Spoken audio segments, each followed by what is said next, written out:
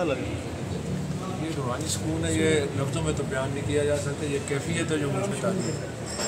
मुल्तान एक कदीम तहज़ीब का मरकज़ है। इसे औलिया की सरज़मीन मदीनातुल औलिया भी कहा जाता है। आपका इस पाक धरती और इसके बासियों के बारे में क्या ख्यालात हैं? मैं एक शेर नज़र करता हूँ मैं अपने नाज़रीन को कि मुल्तान माँ जन्नत आला बराबरस आहिस्ता पा बने के मलक सजदा भी उधर।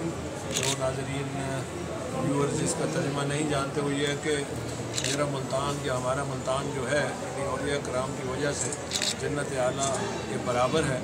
यहाँ आहिस्ता पाँव रखें क्योंकि यहाँ मलाइक और रिश्ते सजदा करते हैं। सर आखिरी सवाल है, आपको हमारे मुर्शिद करीम पीर सैयद अली हुसैन शाह साहब से मिलकर कैसा लगा और इनकी शख्सियत के बारे में आप क्या फरमाएंगे? लेकिन ये उन हस्तियों की औलाद है, उनके एक सदका जारिया को चला रहे हैं, तो हम तो उसी लड़ी से इनकी इज़्ज़त भी एहतराम भी करते हैं और वही हमें तस्कीन महसूस होती है जब हम हालांकि उम्र में छोटे हैं मगर रुतबे में और जिस लिहाज से जिस दरबार के ये सज्जादा नशीन है उस हवाले से इनका रुतबा बहुत बुलंद है और ये उसको हिदायत लोगों को देते हैं। लोगों को यहाँ पर उनको तस्कीन मिलती है, तो अल्लाह ताला इनको सलामत रखे। ये सदका चलना चाहिए। Thank you so much sir.